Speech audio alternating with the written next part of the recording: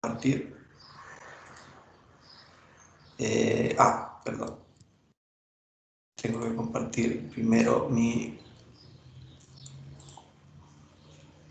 escritorio. Ya.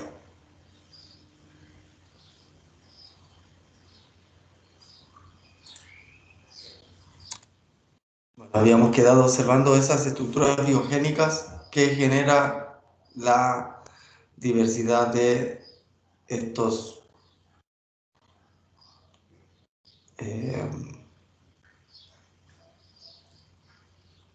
lombrices, estas lombrices gigantescas. Ya, otra cosa bien interesante, y por eso paré ahí recién, porque este es todo un tema, es el de la asociación de las micorrizas. No sé si alguien ha escuchado de esto.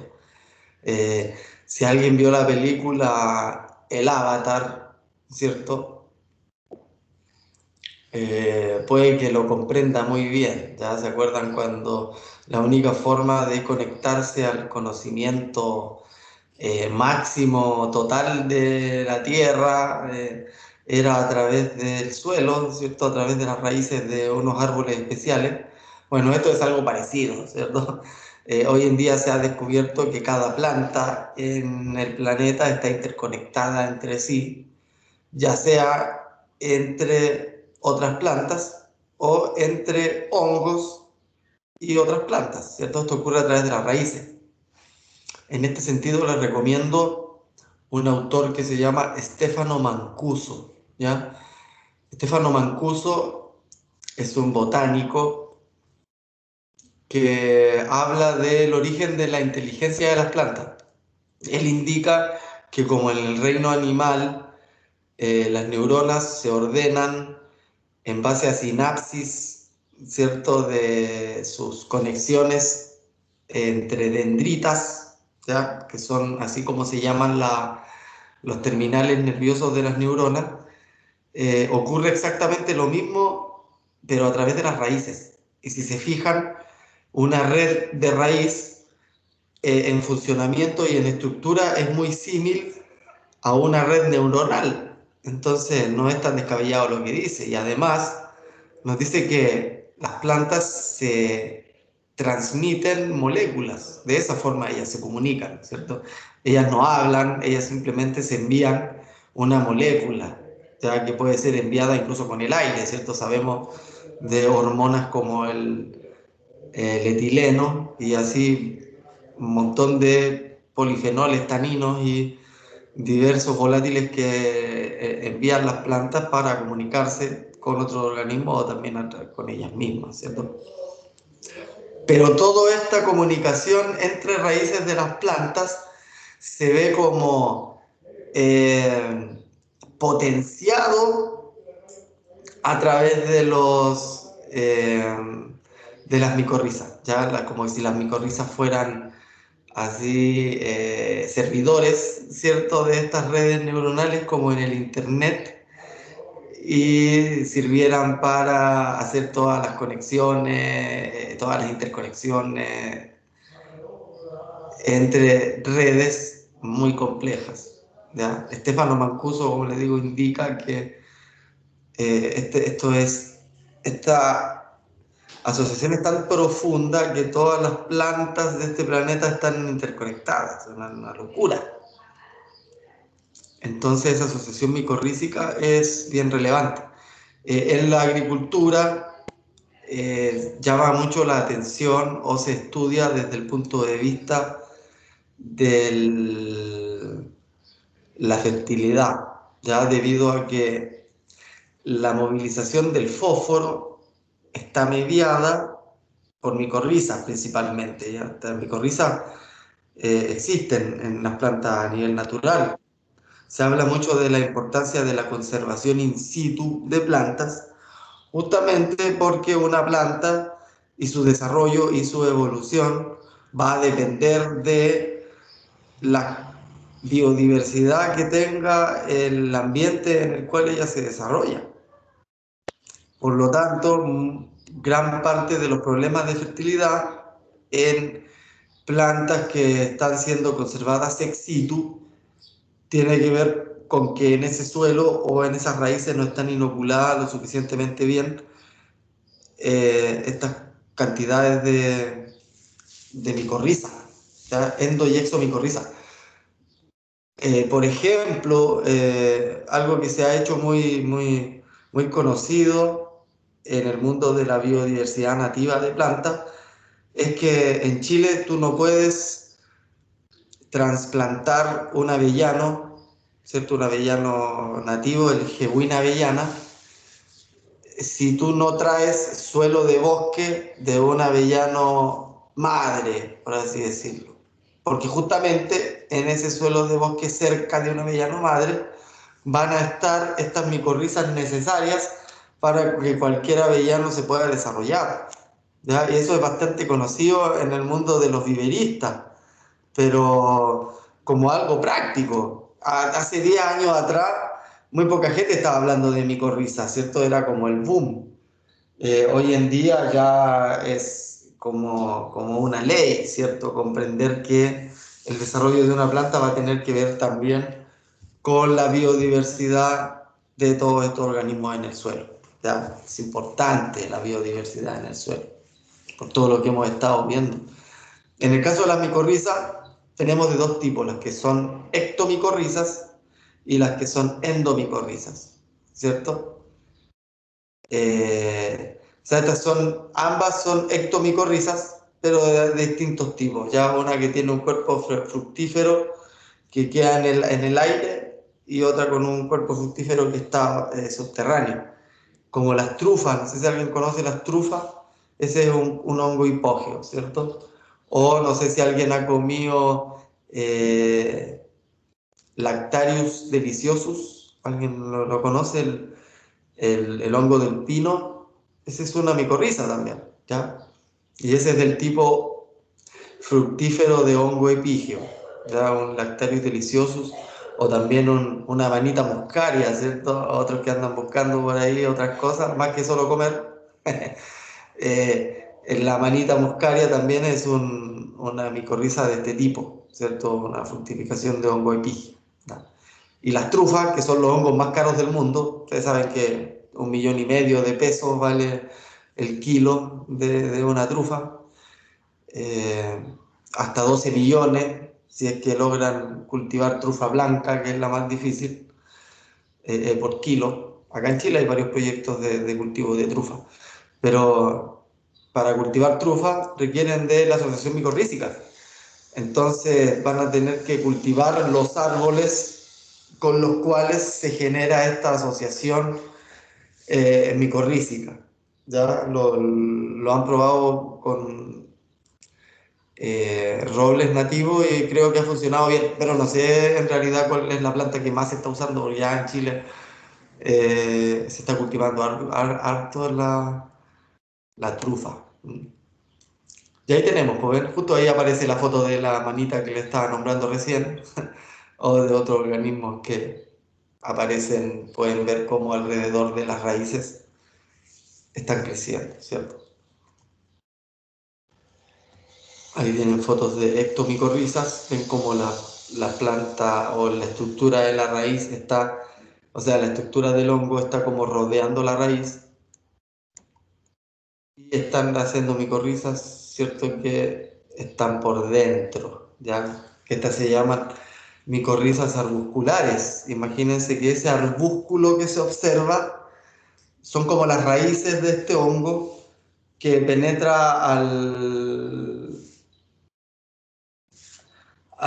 directamente al citoplasma, ¿ya? O sea, en forma de simplasto, ingresan por apoplasto, pero el arbúsculo se desarrolla en el simplasto.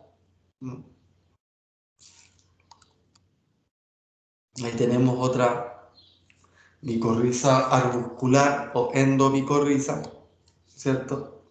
Ahí es como va creciendo, como les decía, se mueve por apoplasto y penetra por simplasto. Eso es luego de que logra superar la corteza, ¿cierto? De la raíz.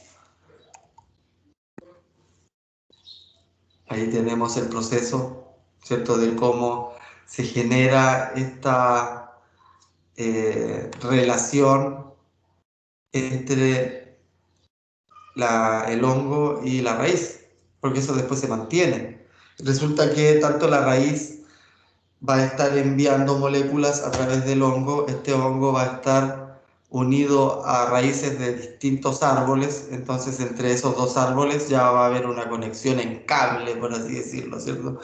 Quedan cableados a través de la micorriza. Eh, Modificaciones, por ejemplo, en los cambios de manejo de uso de suelo o cualquier tipo de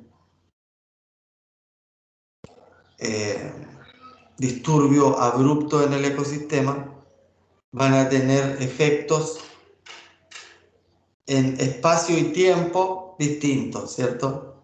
En espacio desde milímetros, ¿cierto?, hasta kilómetros, como efectos desde segundos hasta décadas, ¿ya?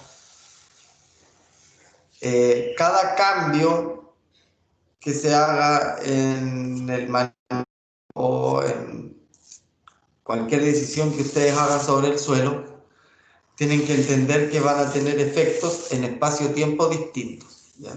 Es importante comprender la escala a la cual se está trabajando, porque muchas veces no va a ser tan fácil, ¿cierto?, poder recuperar el daño de la aplicación de algún tipo de herbicida mal dosificado, por ejemplo, ¿cierto?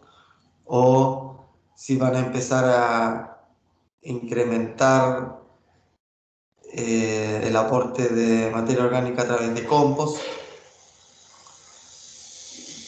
Cada decisión que tomen va a tener efectos en las interacciones de los organismos, ¿cierto? En las interacciones de cuando excretan, ¿cierto?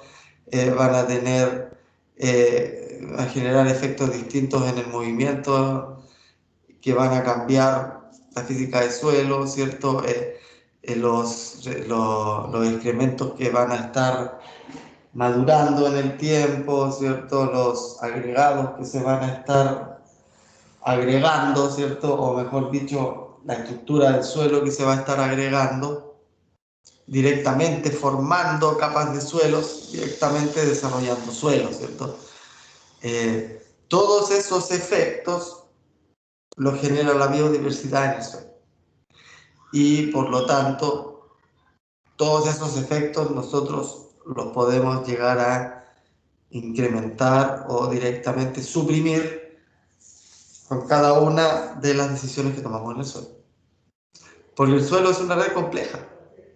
Esa es la verdad, ¿cierto? Hay cosas que entendemos poco, cosas que son muy importantes cuantitativamente, cosas que son importantes cualitativamente, ¿cierto? Unas que tienen mayor importancia que otras. Entonces hay que tienen claro, ¿cierto? Entender que si yo cambio la biodiversidad de plantas sobre el suelo, voy a estar cambiando la calidad de la hojarasca que voy a estar que voy a estar aportando al suelo, y eso también va a cambiar la biodiversidad que pueda o no atacar esa hojarasca, y va a cambiar también la biodiversidad de organismos que puedan o no alimentarse de esos organismos que comían hojarasca. O van a cambiar los patrones de movimiento si es que la hojarasca está a distinta distancia de la sobrehilera, ¿cierto? O procesos como la facilidad de encontrar o no hábitat para poder nidificar, ¿cierto? La granulometría del suelo, la humedad del suelo, así que llovió o no, cuánto ha llovido, qué roca madre era, ¿cierto? Si era caliza o era una planta epígea. No, ese es el suelo.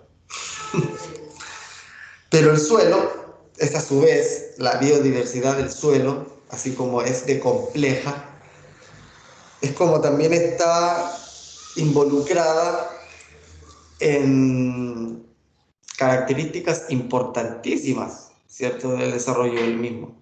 Como por ejemplo, en este estudio bastante reciente, ¿cierto?, 2016, como pueden ver arriba, la multifuncionalidad del ecosistema, ¿cierto?, o eh, la diversidad de procesos ecológicos, o bien llamados servicios ecosistémicos, ¿cierto?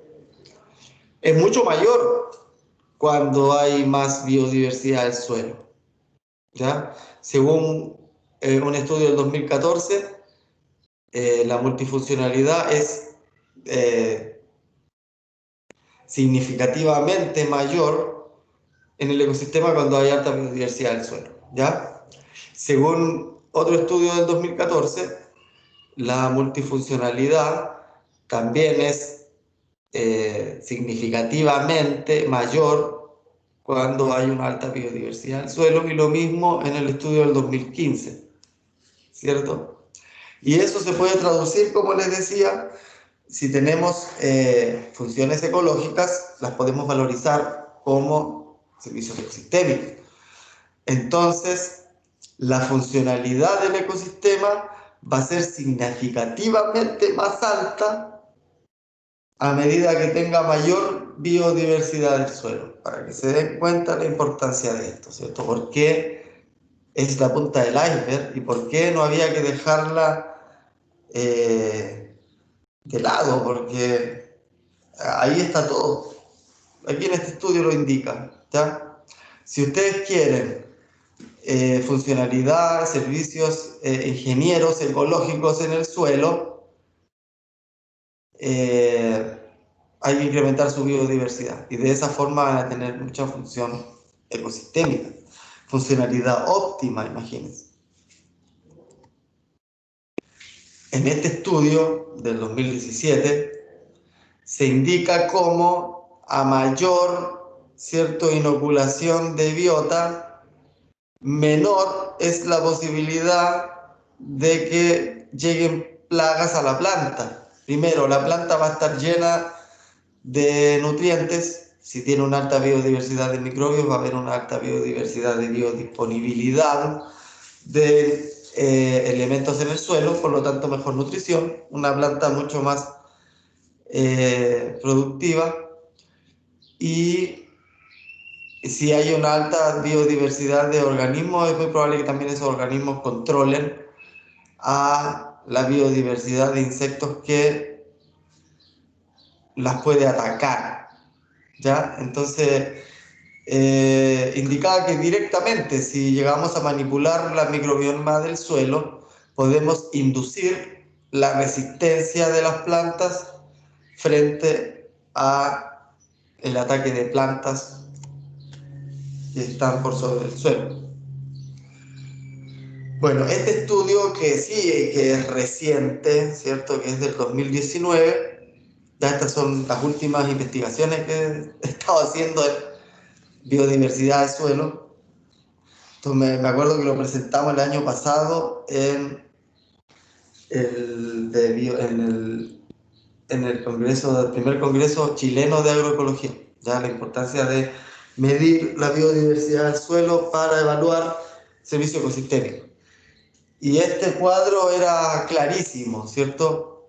Primero nos dice que vamos a tener objetos de referencia a distintas escalas, ¿cierto? Primero partícula, a nivel de partícula, como a nivel de agregado, como a nivel de pedón, ¿cierto?, como a nivel de granja, como a nivel de región, a nivel de continente o a nivel mundial, ¿ya? Dependiendo de la escala a lo cual lo vamos a observar. Hay efectos que van a ocurrir solo a nivel de partículas, o cosas que vamos a poder observar de procesos del suelo que ocurren solo a nivel de partícula o a nivel global, ¿ya? Por lo tanto, eso se describe como una observación a microescala o a macroescala, directamente a una macroescala global. El clima, por ejemplo, tiene efectos sobre regiones, continentes, ¿cierto? Mundiales, ¿cierto? Mientras que la topografía tiene efectos a nivel de paisaje, a nivel de granja, ¿cierto? La vegetación también a nivel regional. La química, físico-química del suelo va a tener importancia solo a nivel de partículas y de agregados, ¿cierto? El material parental a nivel de región, la textura del suelo a nivel transversal, ¿cierto? El uso y manejo del suelo también a nivel transversal, ¿ya? Otros indicadores que se observan de suelo como la elevación o la pendiente, ¿cierto? El tipo de vegetación o el contenido de calcio, la mineralogía, el tipo de suelo, la intensidad del manejo, el uso de suelo. Todo eso es lo que en general se observa en un estudio agronómico. Sin embargo, acá hay dos que yo, este principalmente, que lo puse en rojo, y este también, dos que puse en rojo, que en general se pasan de lado y resulten que son los más transversales que hay. ¿Ya? Nada más transversal que estudiar los microorganismos o la fauna del suelo. Miren la importancia. ¿Queremos hablar de suelo a todos los niveles posibles? Bueno, estudiemos los microorganismos y su fauna o directamente su biomasa microbial. ¿Ya? Por eso es la importancia de este estudio del 2019. Mira, termina siendo más importante que cualquier otra cosa que estamos observando. Estamos mirando por todos lados menos lo que realmente deberíamos estar mirando. Este estudio del 2018, ¿cierto? Nos muestra que todas estas amenazas que en este momento tiene el suelo, debido a nuestro mal uso, nuestra mala agricultura, nos va a afectar a estas funciones, ¿cierto? Y cada una de estas funciones va a estar relacionada con todos estos servicios ecosistémicos.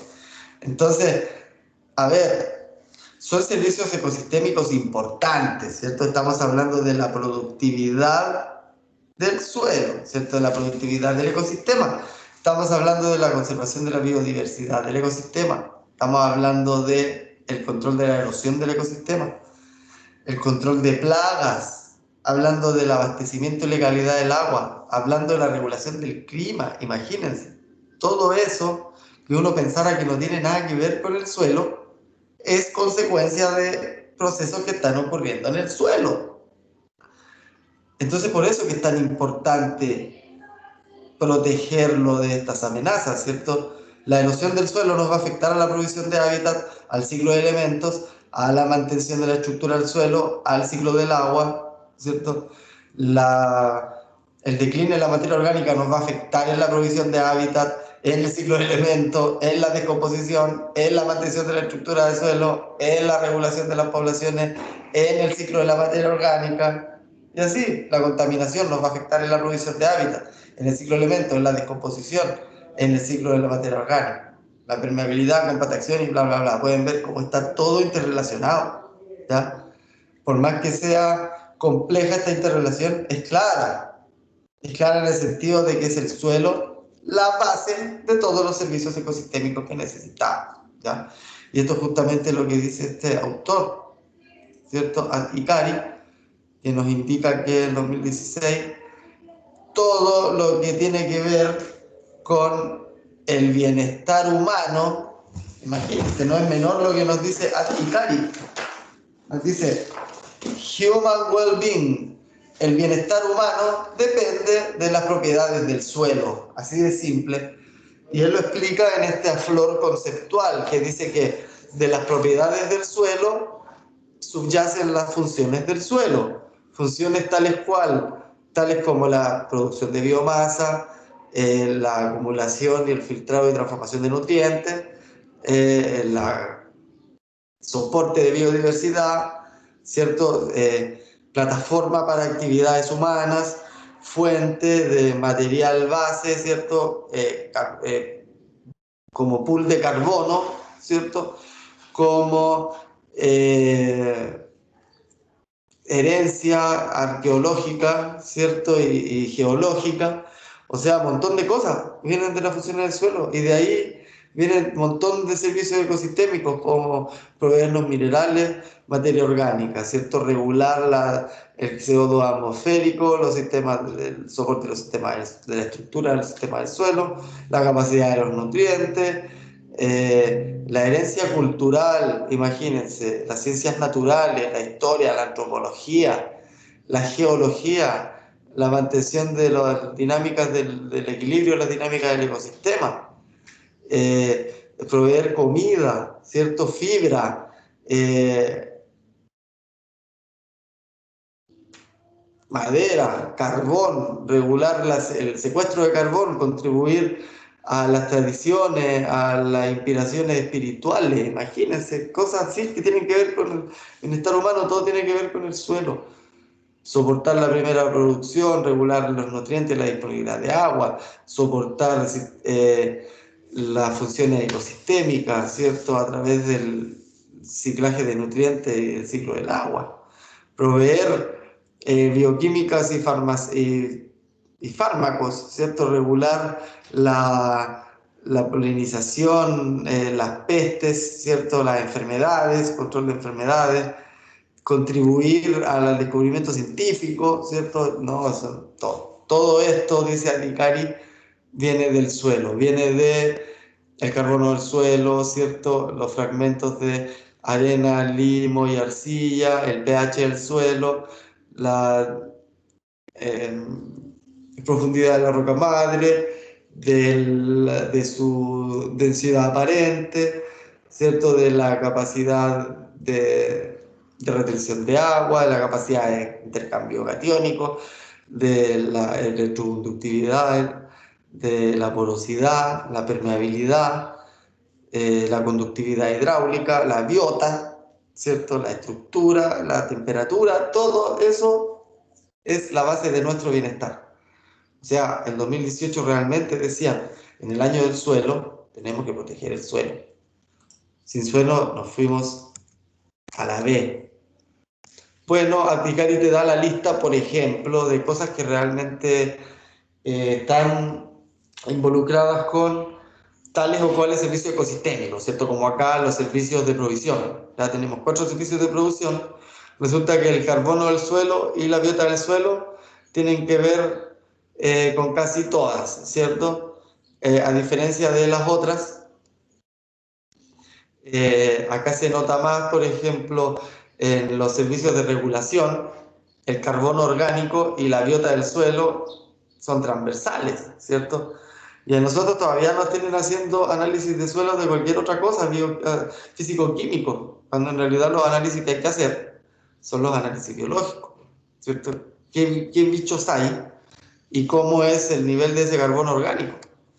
Acá para servicios culturales, para servicios de soporte.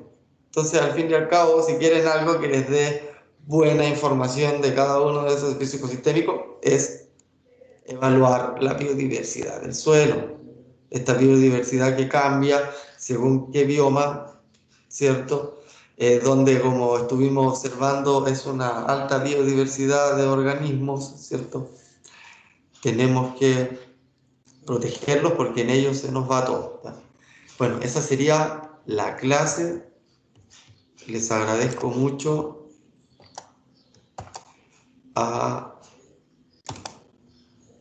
Voy a cortar la grabación. Listo.